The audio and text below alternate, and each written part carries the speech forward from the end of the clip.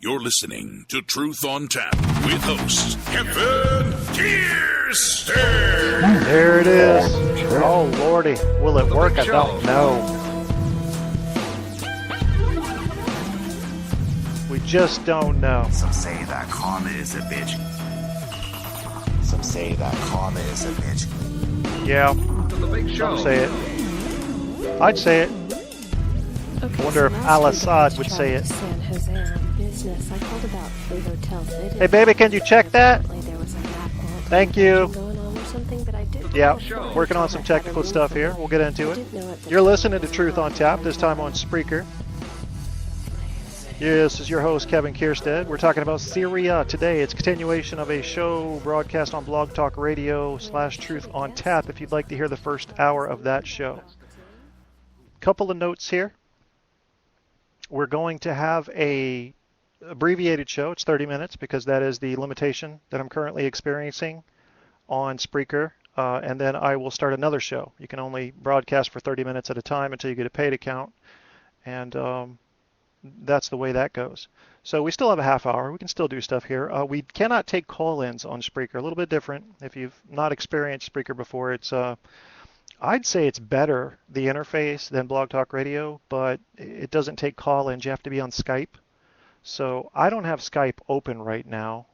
Maybe I should just, I don't have a fast enough internet connection until Wednesday to handle all that. So let's just keep this limited to text. The Syrian conflict, the title is Syria, the Cost of Action or Inaction. And what we were discussing earlier was the fact that Great Britain had voted down an option to go to war, to offer military support to the Syrian opposition. My friend John called in, and one of his concerns was, what are we going to do if we start dropping bombs? Are we going to start creating new enemies, which is always a risk when you go to war? When you're fighting terrorists, are you creating new terrorists? Always a risk. Are we hitting innocents? Are we having inaccurate, target finding problems and having a little too many casualties on the proximity of things? And then there's going to be a couple of things that we did not talk about in the last episode. Mainly, the first one I want to talk about is, do we see the Syrian conflict, if we go to war there, for what it really is? If you've ever played the game Rock'em Sock'em Robots, you weren't in the ring. There were 2 plastic characters in the ring, weren't there? You hit them right, their head flies up. You remember that? Ding! You remember that, don't you? Yeah. Funny. What if, when America goes into Syria, we're just one of the robots? And what Russia and China do is heavily fund the government of Syria so they can control that robot, even though we're controlling our own robot. Give it a shot. See how good they can do against America without losing any men. Not a bad idea, is it, to exercise your military? I say that's likely. I'm going to go as far as to say that's likely to happen. It's already been proposed by Putin. Some like to call him Putin. Sometimes I like to call him stupid. And what he reminds me of is a little yappy dog biting at our ankles all the time. And if you will hold one moment, I need to check and see how my broadcast is going. Miss Tanya. Tanya. Okay. I have this set on low quality audio. I have never used Spreaker before for a live broadcast. This was a critical, time sensitive decision today. Are you sure? Okay, then we're fine. Thank you. I was just a little worried that this wouldn't work out. I'm not used to using this. And like I said, we'll get back to Syria in a minute. But Spreaker, that is Spreaker, for those who have no experience with this, like me.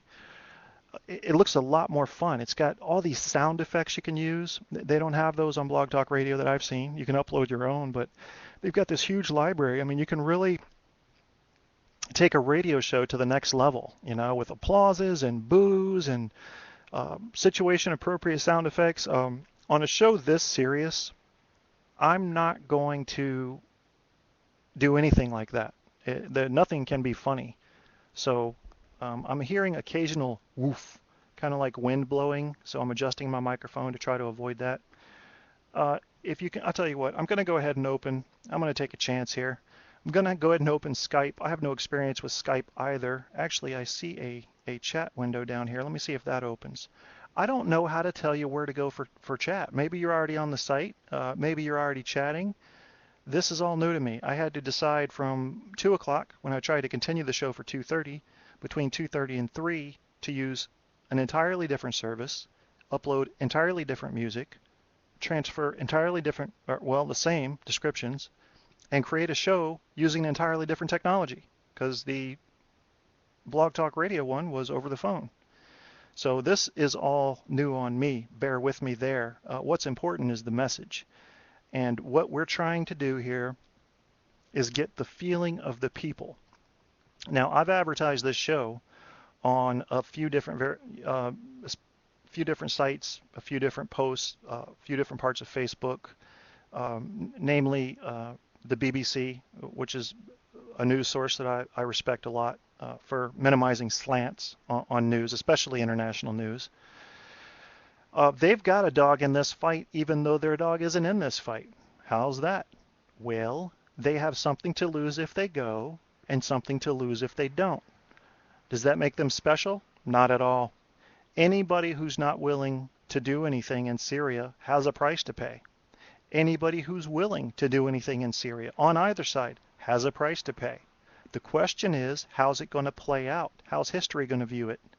You know, you hear a lot of people say, well, history is written by the victors. Yes, it is, but we're not really living that kind of life right now.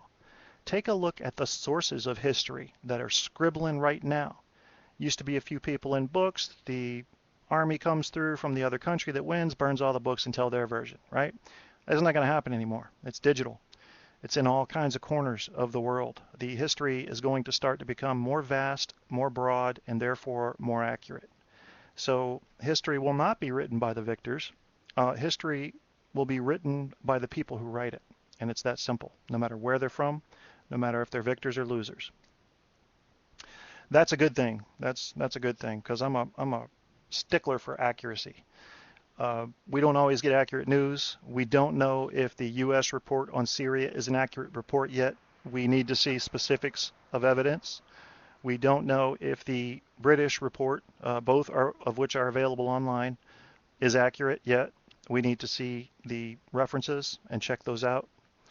However, there is a lot of circumstantial evidence, if you will, a lot of anecdotal reference to the fact or proposed fact that it was al-Assad and his regime that delivered this chemical weapons attack, a sarin gas. Whoever delivered it, there 1,400 people or so died. 400 or so of those were children, if I remember the numbers correctly. It's close enough, doesn't matter. They've been slaughtered for a couple of years now. As I said before, I've believed since the beginning that we needed to be over there, that we could not stand by and let people get slaughtered. I realized we did that with places like Darfur. We didn't do a whole hell of a lot in Somalia. We're awful picky on when we're going to save lives and when we're going to let them go ahead and die, aren't we? But when it comes to civilians being outrightly attacked by a government that is UN recognized, something has to give. Something has to be done. Now, we talked a lot in the last show about what can't happen. We talked a lot in the last show about mistakes we need to avoid, didn't we? What we didn't talk about is what we can do, what we should do. How can we do this effectively, efficiently, and fairly? That's what's up in the air. Stay out of it. Let the world solve its own problems. I don't like the idea of the U.S. being a bully. It's never appealed to me. And I didn't like being seen as one when I was in the military dealing with our friends from other militaries. You know, we'd be up in Alaska when I was in the Air Force doing joint exercises with the British. And unfortunately, that's all I'm allowed to tell you about that on the official side. However, we had social time together, and we'd go out and play volleyball at the bars. You know, you'd be playing volleyball at 3 o'clock in the morning in Fairbanks, Alaska in the summer because the sun's high in the sky. It's a strange place. That's how the You got to know that whole Earth rotation thing. It's sort of funky, but yeah, in the peak of summer up in Fairbanks, Alaska, you're getting about an hour and a half of dim light. It never really even gets dark right in June there. And then your sun's right back up in the sky. So by 4 in the morning, you're getting a tan. It's very strange. And of course, at 10, 11, 12 at night, sun's right on up there. Same thing in the winter. You got to get out during lunch if you want to see the sun at all. Otherwise, you're just going to be in the dark, at least at the peak of winter. And then you start gaining 6 or 7 minutes a day of light and losing it on the other peak. I'd be there with my British friends, and I would just get this sense that, A, they thought we were dumber than them. This is what they believe in British culture, and they may be right. And B, that we were a part of an imperialist outfit. Now, they liked us personally. We were good friends, all of us that mingled up there. You know, we enjoyed each other's culture, but we didn't. There was this slight standoffishness, this slight separation of character, if you will. And you must, because I did. I didn't like that feeling. Something felt wrong, because I looked at these guys and said, oh, these are our brothers. You know, we came from that land, a lot of us. Why are we going to treat them like anything else right now? But there was a cultural separation. And the more I've looked at it since 20 years ago when we were up there in Alaska doing our thing together, the more I see that they are more educated on the eloquence of speaking and in information exchange and in reasoning in general than we are in America. Now, there are some things you can say about Americans that have big benefits over the Brits too. So it's not like this is a competition in my view. It's just a question of the interaction, the authenticity of it, the closeness of it, the reality of it, how much of it is a myth. And so I like to read what the Brits have to say, and they're a pretty good litmus test in my view for what Europe is thinking on most issues. It depends. It depends on how they're getting along with the rest of Europe at the time. Stand by, please.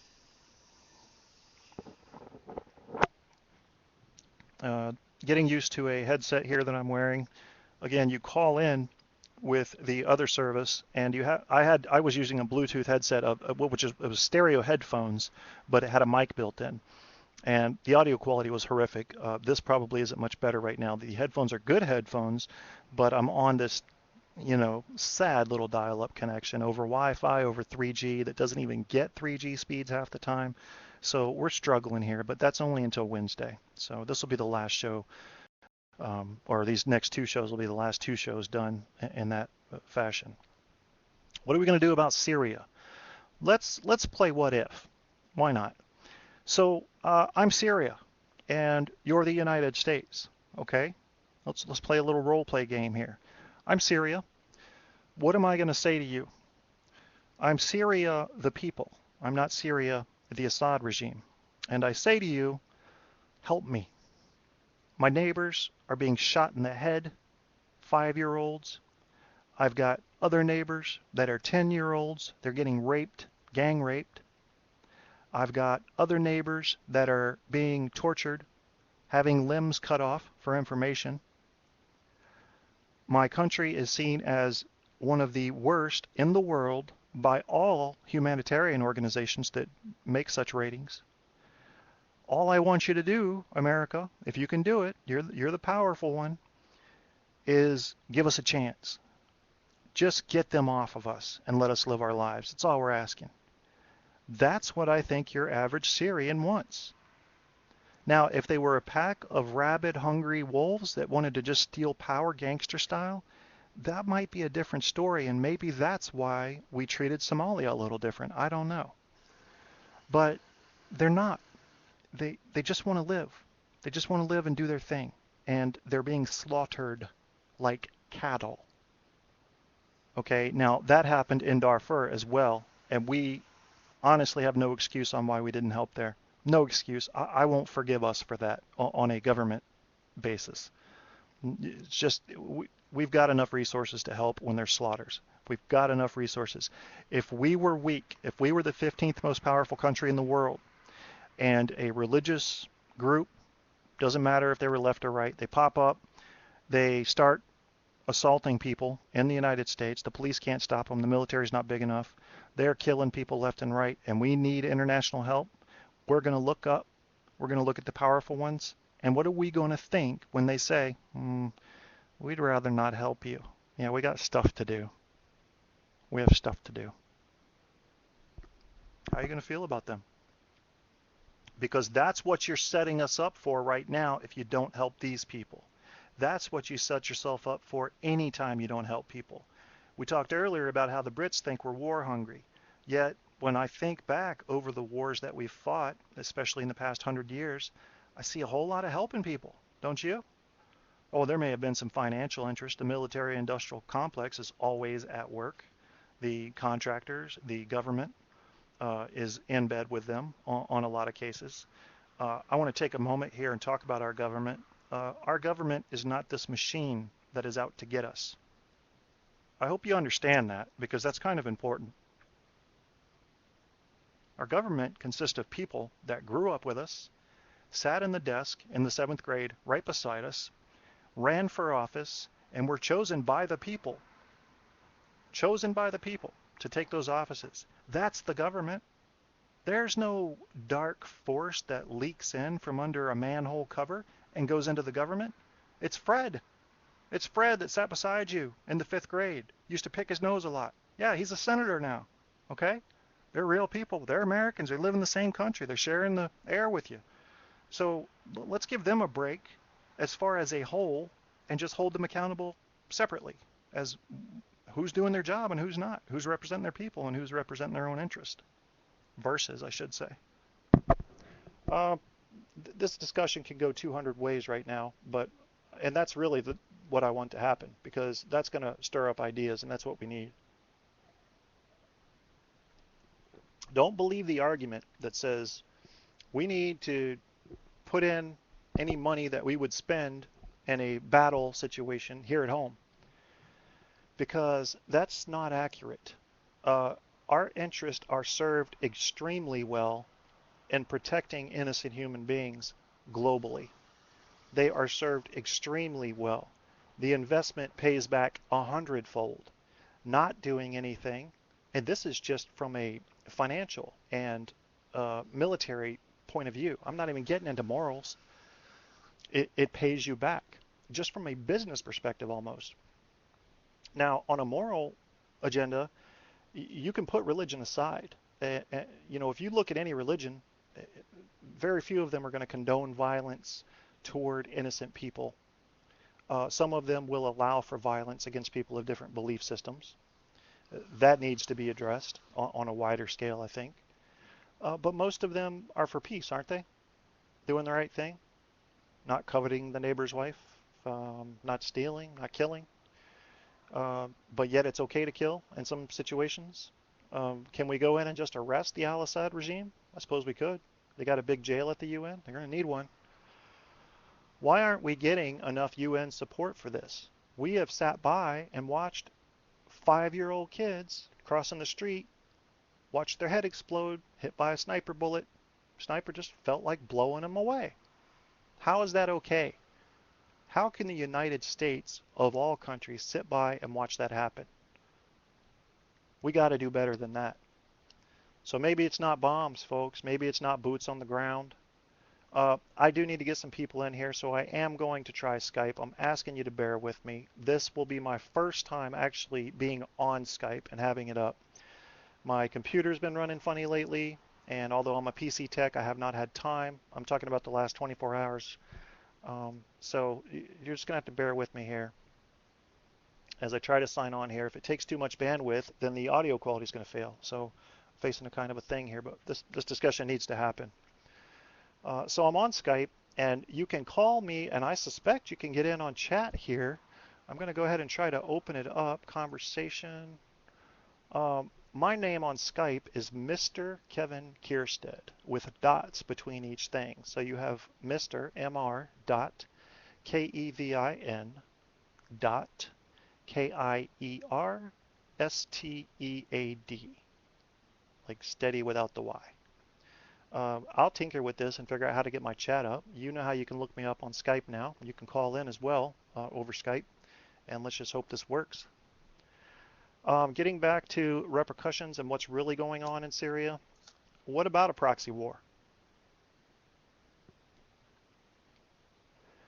If you, I wrote a book.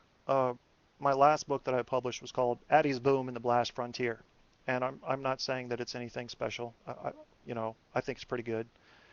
Uh, One thing it discusses in that book is the potential and the probability and the aftermath of what it would be like if the Chinese did decide to attack America. Right now, we have a belief that they're not up there. They're up there in numbers, but they're not up there in military strength. They're not up there with weaponry. Wouldn't it be a surprise if we find out that instead of that one old Russian carrier that they were training on, that they've got 20 or 30 or 40 of them being built covertly that they could launch in an instant? You got 1.8 billion people or whatever that can show up at your shores. Actually, it would be much less than that, as you know, but I'm just going off of a general idea here, not specifics. So let's say they could show up with 750,000, and or 750 million, and our whole military is what, 4 million tops. They're trying to trim that down. We better hope them drones are working heavy and hard. In the book, they disable our detection systems through certain methods that I can't reveal to you because it would give away the whole story. It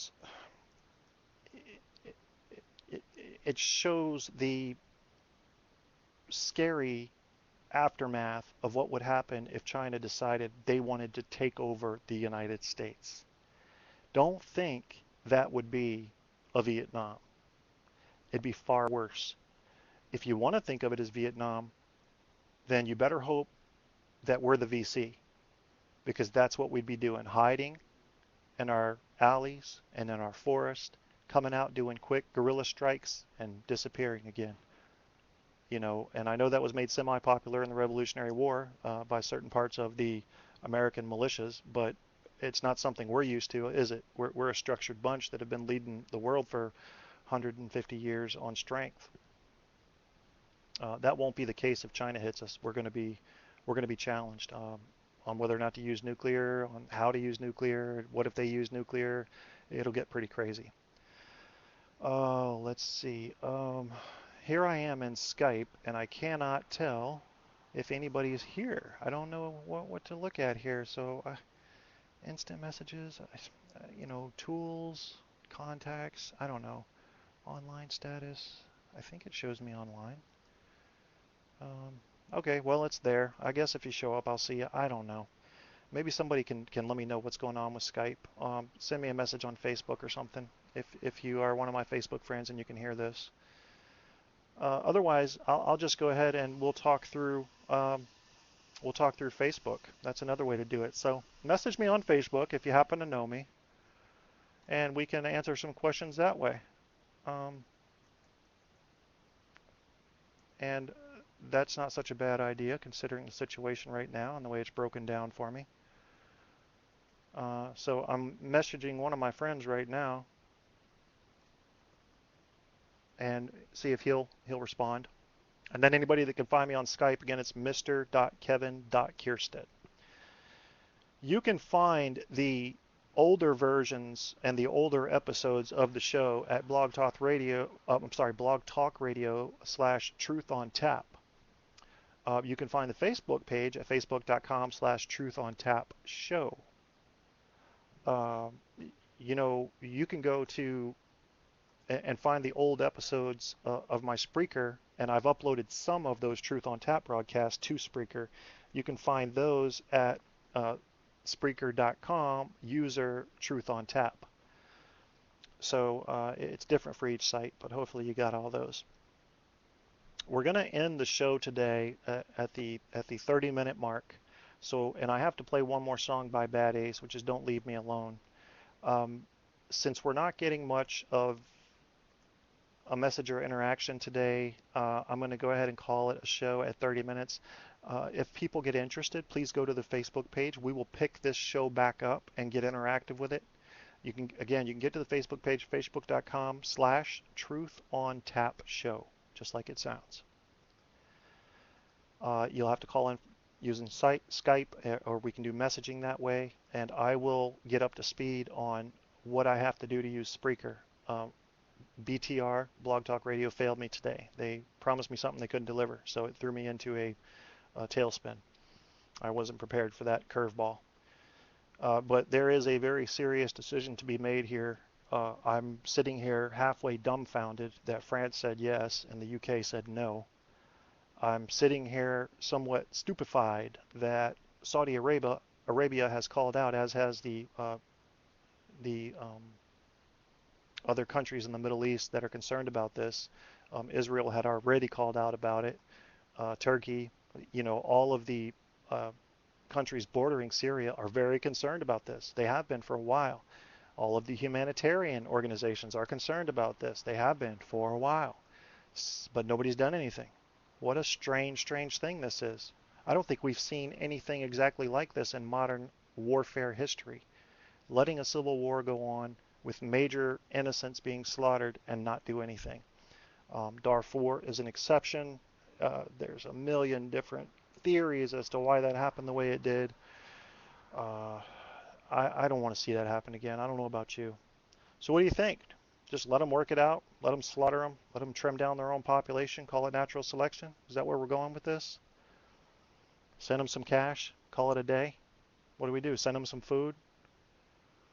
Do a quick military strike on Assad?